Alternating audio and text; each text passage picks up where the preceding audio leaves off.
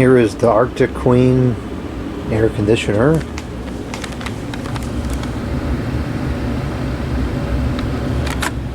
It is the Arctic Queen window type air conditioner. Model WWK05CM81N. And it claims to output 5,000 BTU, and it has a SEER of 11, which I think is a bunch of baloney. I don't subscribe to all that SEER, ear, junk, whatever. It's deceptive and useless. And the amps is 520 PSI. That's outrageous. Has 9.52 ounces of R410A. Oh no, there's a risk of electrical shock, blah blah blah. It's a rotary compressor. Stinking RQ code on there. Oh, made in China, great. I'm sure it's just some random no-name compressor. Quingam. Yep, Quingan compressor, kind of like Qzars, Qzan, whatever the heck it is. Compressor. The fan is a Welling, which is at least a brand that we know of. It's a ball bearing motor.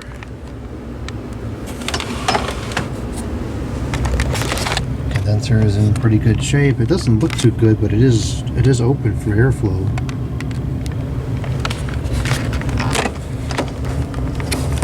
It's a little dirty. It could use a rinse out. I got this out of the trash a couple years ago.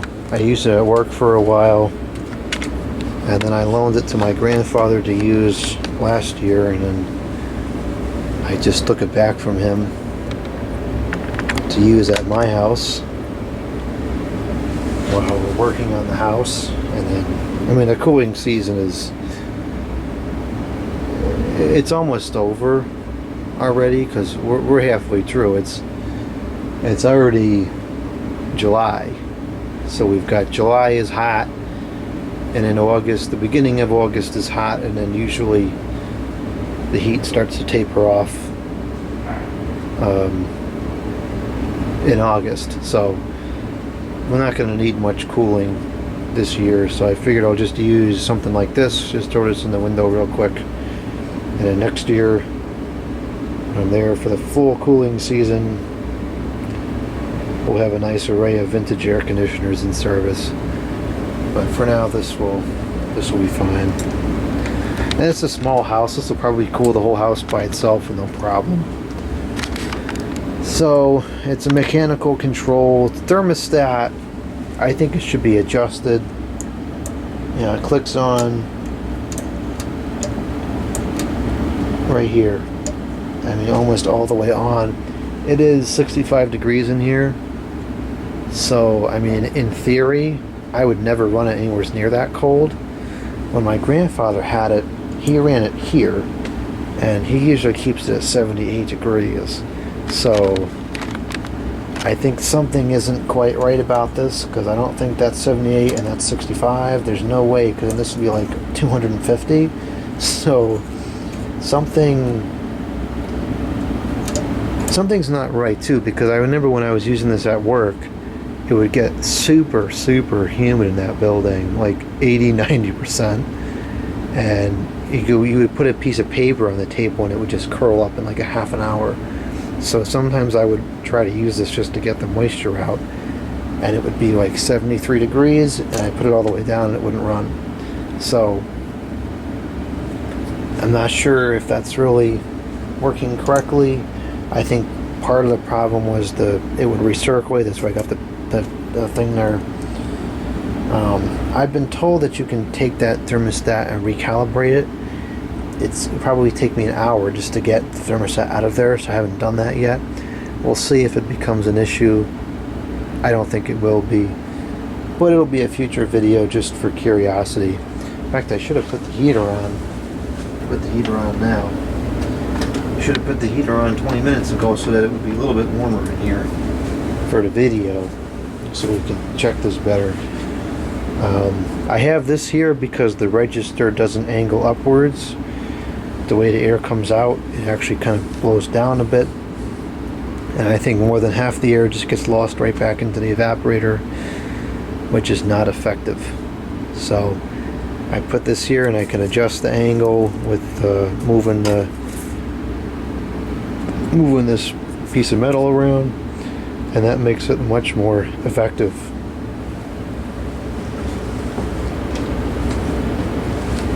There are some people, they are called keyboard technicians, that will come in and say it's supposed to recirculate back into the evaporator, but that's not true. That is a lie and a deception. There are also some keyboard technicians that will say never drill a hole in the bottom of the unit to let the water out. And in reality, you should drill a hole in the bottom to let the water out so that you don't rust out the coil. And the argument about it being less efficient or whatever, I think is kind of a bunch of baloney, because the water will definitely make the condenser run cooler, and it may give you a couple more degrees of subcooling. But I think what people don't understand is that this is a window unit, which is not a work of precision.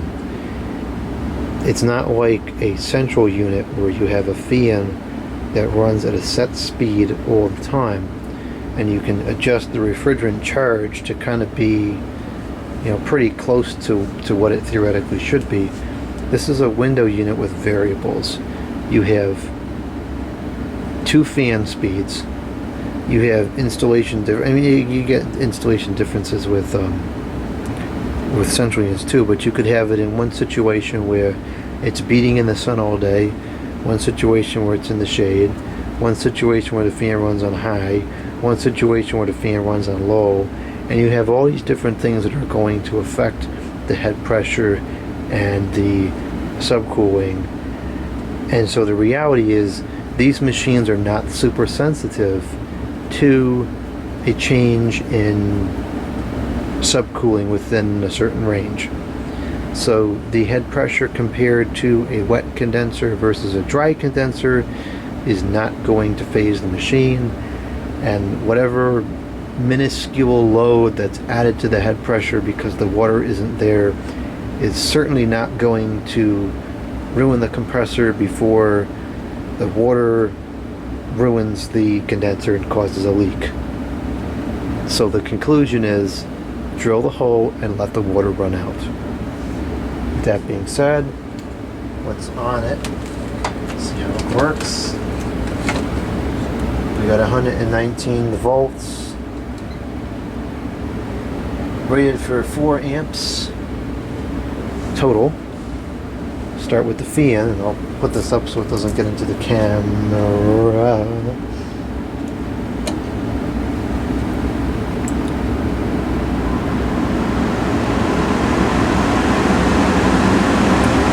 It's very loud. That's one of the reasons why I don't like this machine. It's very noisy, and it's because the fan, the evaporator fan, is not like a conventional blower wheel. It's like a vacuum impeller. So it runs very, very fast. I don't know why they do that. Maybe they need that impeller design because you need more static pressure with these thicker coils. That would be my guess. But I don't know. A lot of the older machines used the squirrel cage kind of blower, and they were much quieter. This is the low. That's the high. It's out of balance. It's no surprise. That's not the machine making that clicking sound. That's something on the bench.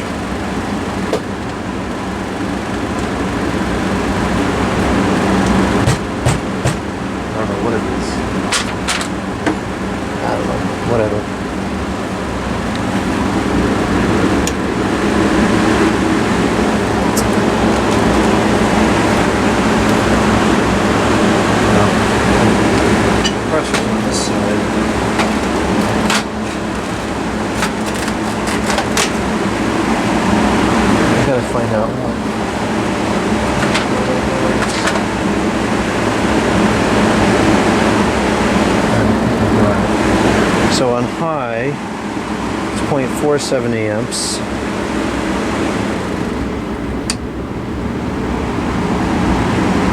And low, it's 0.46 amps. So if you're worried about energy usage, there's not really any reason to ever use it on low. What is that?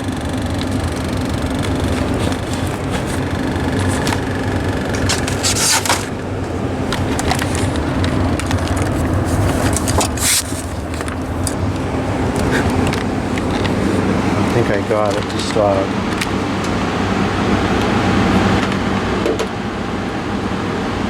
Okay.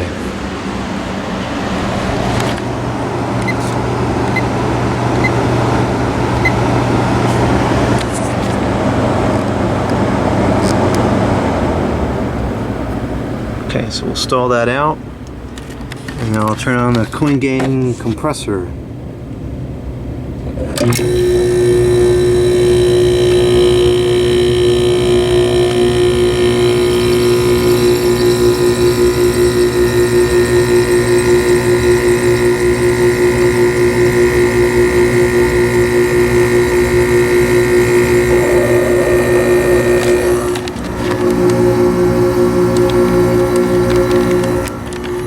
Only 2 amps.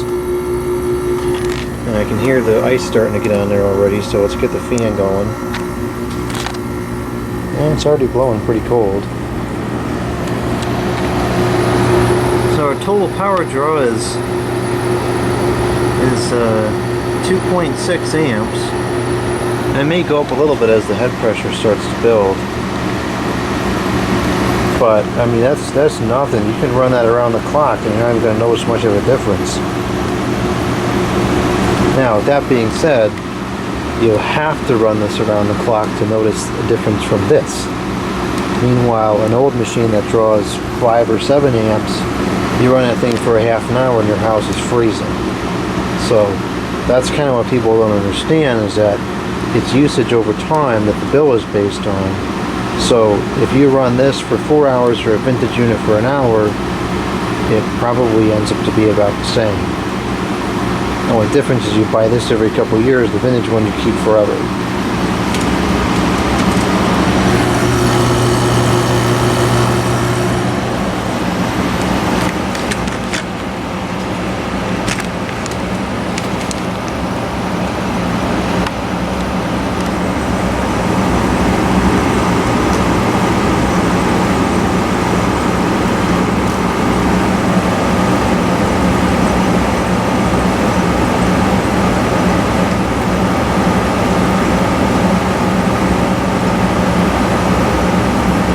It's pretty steady at 2.87.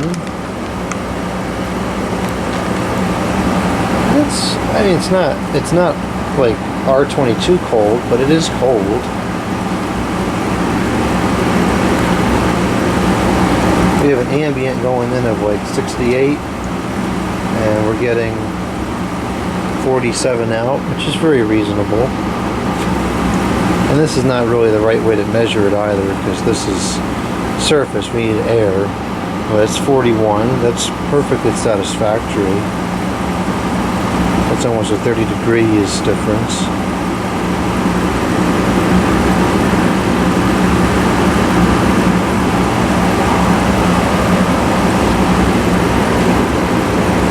And you can feel the condenser is hot at the top and then it gets cooler towards the bottom. So despite the presence of the water, the condenser is working.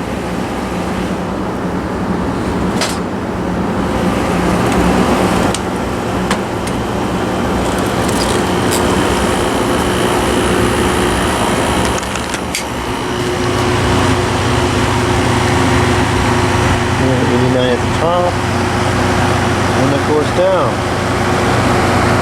79. So look at that. The condenser is working without the water. It's working. It's air cooled.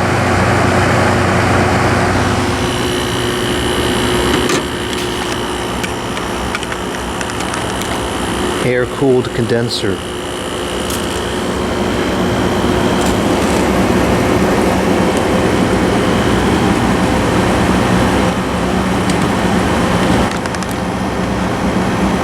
And we're at 3.04. Now we know that the fan motor only adds 0.1 watts. So let's see if we go to high cool.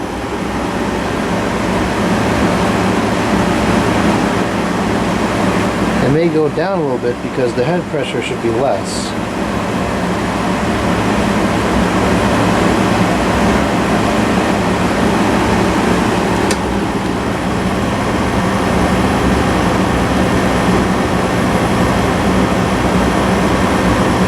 Maybe a watt or two, not much of a difference.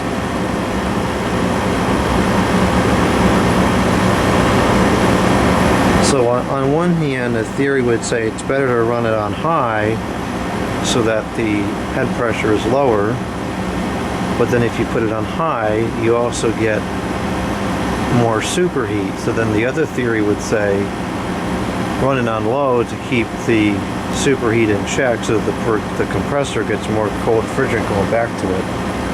So again, it's not a work of precision with a machine like this. There's too many variables.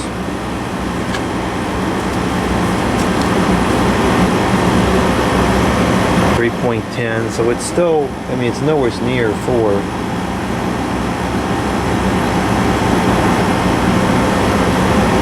Doesn't take much power at all. I clean the filter. Gotta keep the filter clean, that's important.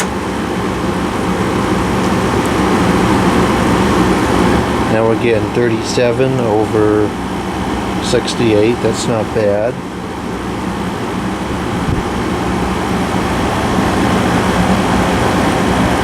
And it's got some nice refrigerant sounds.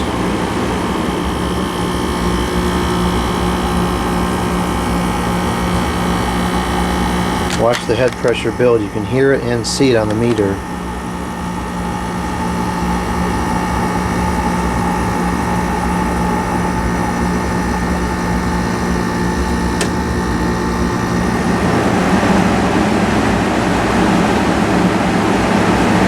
Watch the head pressure drop. You can see it on the meter.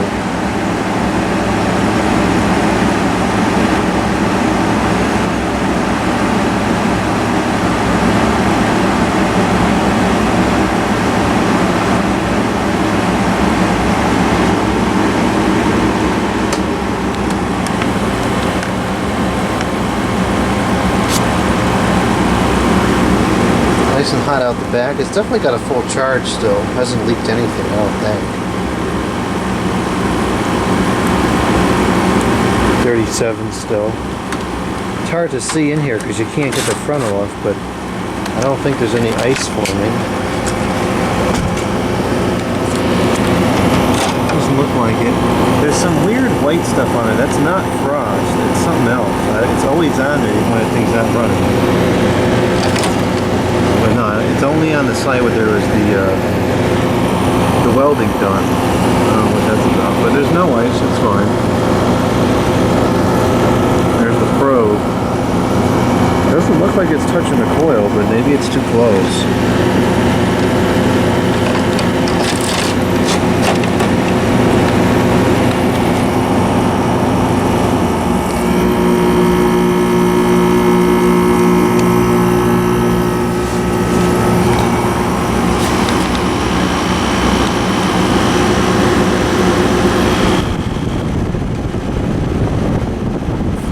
Pretty stable at 37, 36.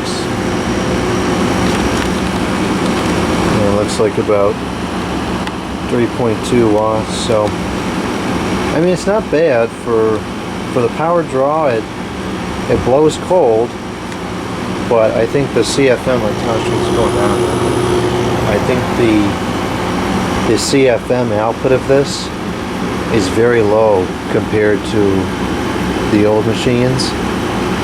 And the noise level is very high. So I still think the old machine is better, but I mean, is this outputting half the cooling as the other one? Yeah, I think it's at least outputting half the cooling as the old one. So it draws half the power and it puts out half the cooling. You know, it's just not It's not built to perform like the old ones do, but for what it is, for what the power draw is, I think the output is satisfactory. 35. And will it last? Time will tell.